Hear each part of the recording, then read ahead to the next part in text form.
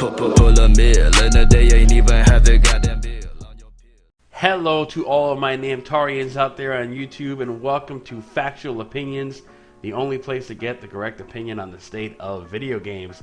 And today we are taking a look at Sudden Strike 4 European Battlefields on the Xbox One. It contains Sudden Strike 4 and all of the campaign expansions in one nice package for you guys. Sudden Strike, if you do not know it, is a long-running World War II tactical RTS, say that 3 times fast, that has mostly been a PC exclusive. Even though I've never really got my hands on the previous games, I did know that Sudden Strike 3 wasn't quite the game fans wanted, and a lot of those fans were very happy that Part 4 was a worthy follow-up. As somebody who never got into any of the previous games, however, and for those who haven't and are in the market for a really good console RTS, you are in luck. Console fans who haven't played much RTS games outside of Halo Wars, however, should know there is a steep learning curve that can be daunting right up front. Sudden Strike 4 comes with the usual assortment of modes you'd expect from a fully featured RTS. Similar to Company Heroes, it contains a lot of different campaigns from 3 different factions: the Allies, the Germans, and the Russians. This is one of the game's best features because World War II games, by and large, usually only give the Allies a campaign and typically ignore so many of the other nations and their battles and involvement in World War II. Each mission in the campaign has 3-star system, and if you want to sit and try to get all 3 stars for every campaign mission, good luck. So far, even early on in the game, it will test your skills in tactical decision making on the fly with its varied and changing mission objectives.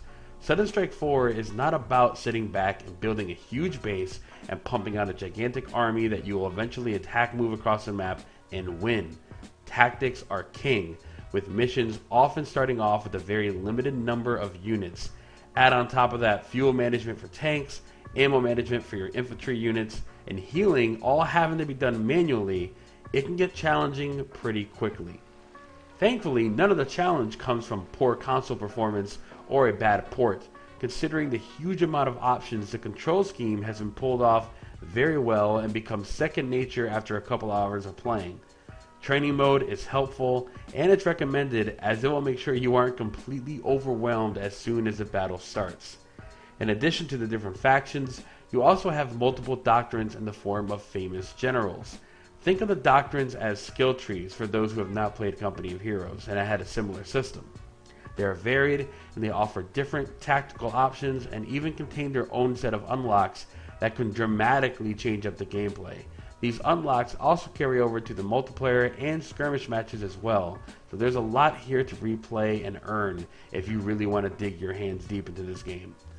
Sudden Strike 4 is also very pretty. All of the different factions look completely unique.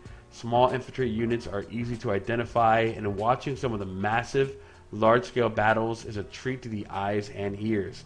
Tank fights can erupt, and each shell makes a nice impact. Similar to Company Heroes, the audio is top-notch. Every gun, tank shell, artillery strike, and EULA countouts are authentic and have great bass on a proper sound setup. The only real downside in my time playing are the voiceovers during the campaign.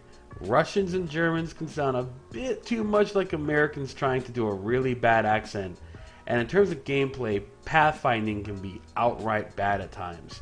Nothing that has caused me to fail a mission, but there are times when you have large formations of tanks that will become frustrating when you're trying to move them around quickly.